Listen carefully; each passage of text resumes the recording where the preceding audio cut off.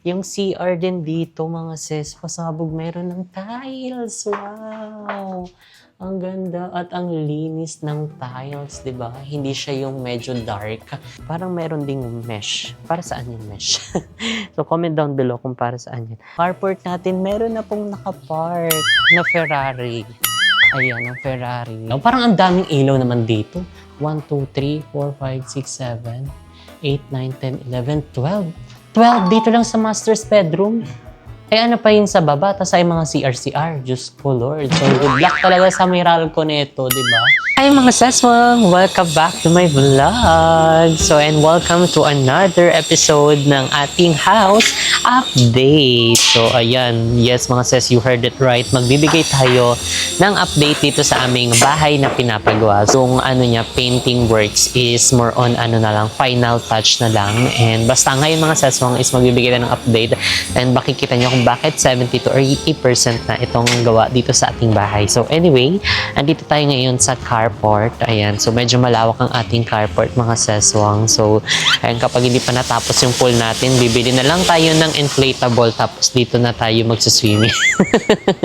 So anyway, andito din yung aming septic tank. Ayan, so andito ang ating isa. So bali dalawa ang gagawin nila doon sa kabilang side naman. And dumating na din yung ibang mga materials. Ayan yung mga tiles na gagamitin nila kasi sa ground floor nag-i-start na din silang maglagay ng mga tiles. So ito yan mga seswang, diba? Gusto mo yun nung nakaraan mga ilang update din nabigay natin. So ngayon is medyo marami-rami din dahil ilang araw din tayo hindi nagbigay ng update. So dito naman sa ano natin sa bubungan, o diba, hindi siya fully naka-cover lahat. Bagkus meron lang na space kasi nga 'di ba ano na yan gutter na to, hindi na natin pagmamay-ari yan. Pagmamay-ari na yan ng mismong subdivision natin. Pero syempre maglalagay din tayo ng gate dito. And tignan niyo naman ang ginagawa na sa taas. And ayan, so pakita ko mga sesong may mga gumagawa na din dito sa taas. Ayan, ginagawa na nila yung ibang mga works. Ayan, parang yung pinakaano ata yan, yung parang design ata yan, yung ginagawa nila sa taas. And dito naman mga seswang, papasok na tayo sa loob dahil mayroong ibang update. So aside dito mga seswang, yung pinaka tok-tok, ayan, yung pinaka ano dito, bubungan. O, tignan nyo, nakinis na.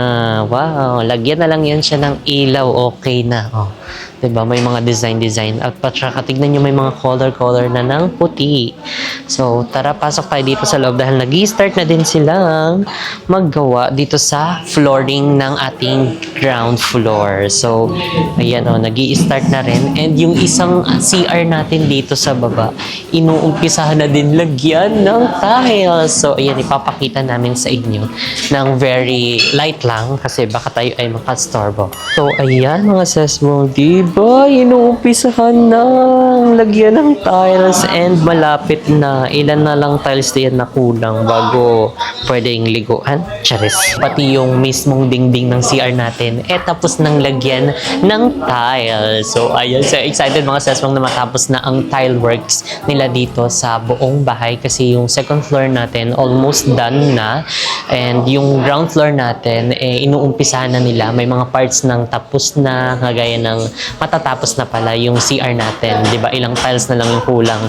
And dito is inuumpisahan na din nilang sukatin kasi syempre bago mag-tiles kailangan mo ng tapingan, yung parang palamanan muna. Ganon, para medyo mag-elevate or tumaas.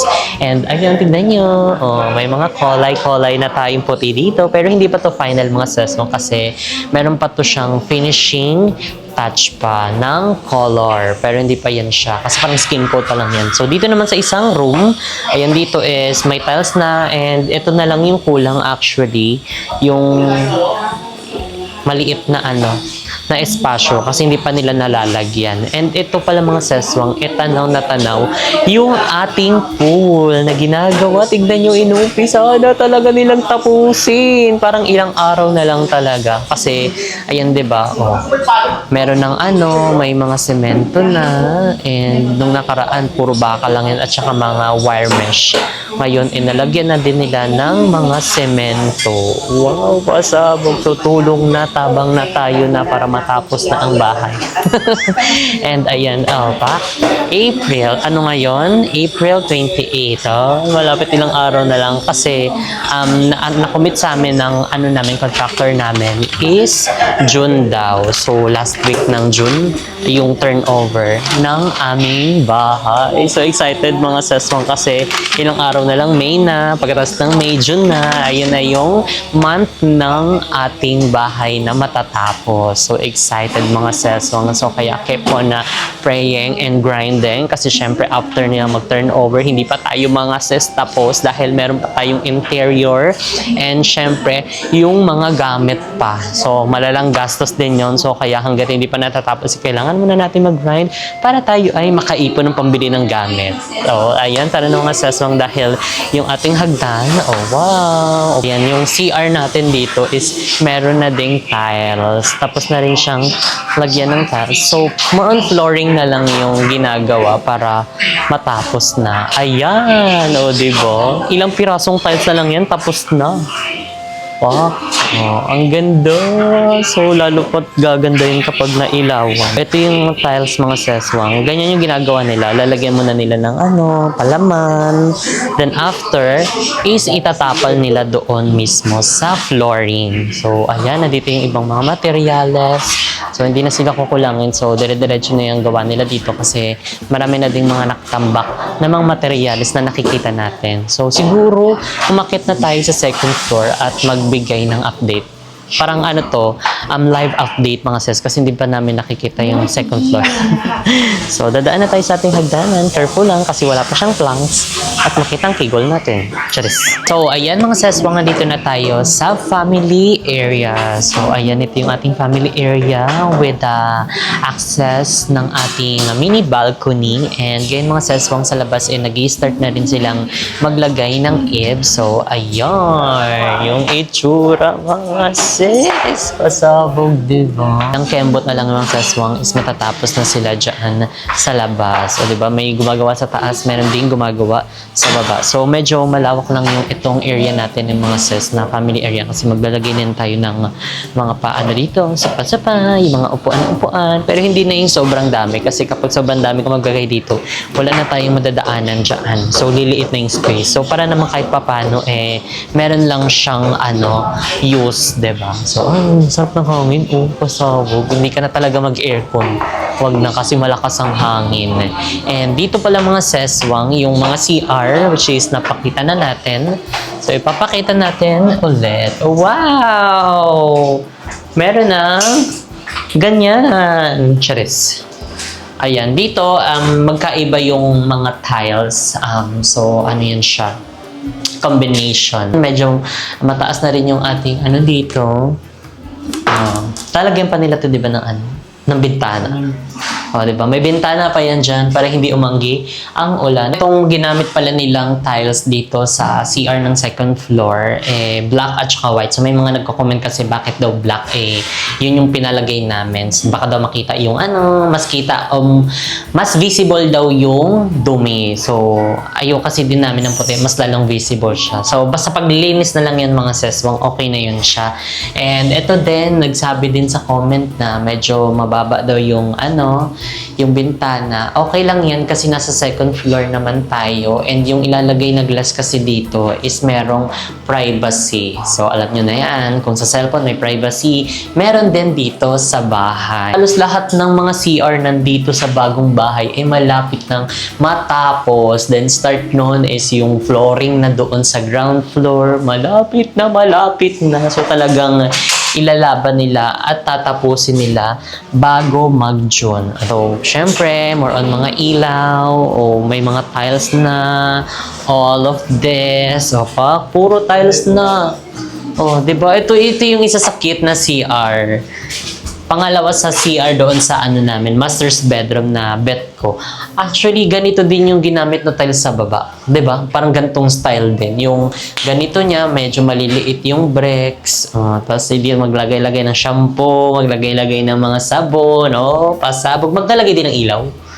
Oh, may ilaw din siya mga sis. So, abangan yung mga sis kasi syempre, meron din tayong final house tour. House tour. So, pag-iisipan pa namin. Pero, ayan. Abangan nyo din ang ating mga mini-upload, mini-vlog sa ating Facebook page. So, ayan ang aking Facebook page, Jessica Absalon. And happy 70K followers sa ating Facebook page. Road to 100K. 30K na lang. Oh, so, mga manonood, mag-subscribe, mag-follow kayo sa aking Facebook page para mag-100K na tayo. Road to 1 million. Ay, charis. 1 million na agad mga sis. Ganon tayo mag-manifest. So, dito naman sa isang room, which is, di ba, banggit namin na mali yung design na nilagay dito.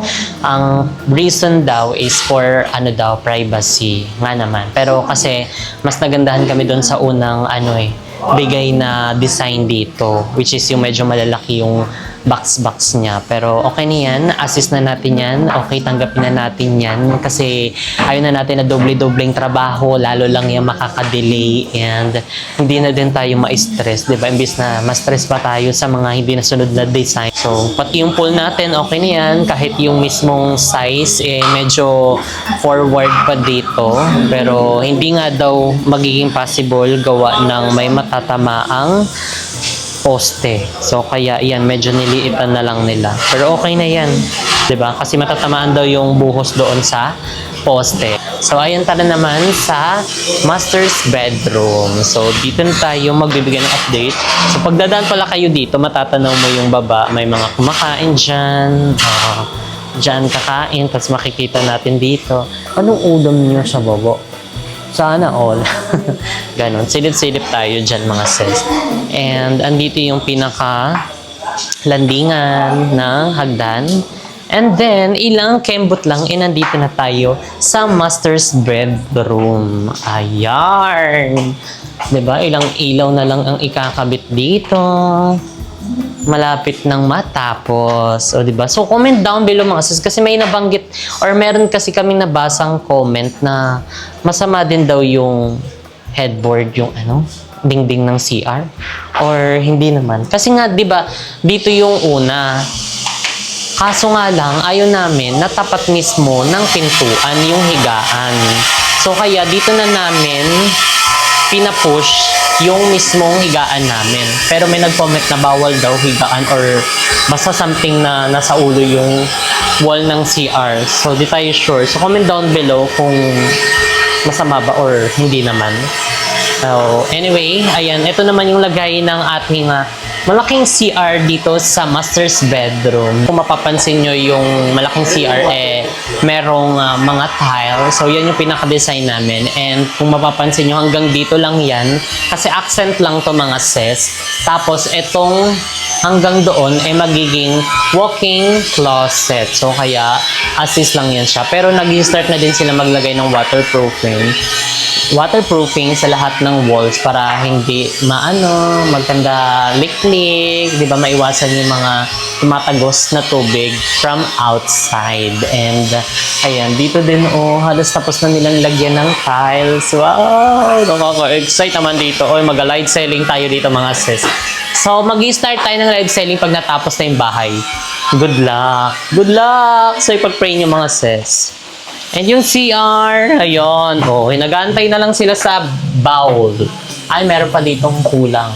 Meron pang kulang dito na tiles. So, ayan. Nahigaan na sila dito. Kasi pag break time, dyan sila humihiga. Ang lakas ng hangin talaga, pasabog. So, sana malakas pa rin yung hangin kapag lipat namin dito para maiwasan natin. Or tayo. Medyo makatipid-tipid tayo sa konsumo ng kuryente. Anyway, ayan pasabog din yung kabila Kapitbahay din namin, malapit na din matapos. Onting push na lang Aray. So, yun na mga seso ang ating house update. Ayan. So, medyo malapit-lapit na talaga tayo sa katotohanan. And ayan, kaya kung nakita nyo naman, so halos malapit na din matapos. Lahat ng CR, meron ng tiles. Pati yung mga room, may mga tiles na din. Sa baba, nag-i-start na din silang mag-tiles. And yung mga paintworks natin, for the final na lang naman yung kailangan. So, yung mga seswang dyan nga nagtatapos ng ating house update. So, ayan, see you sa ating next vlog. Bye!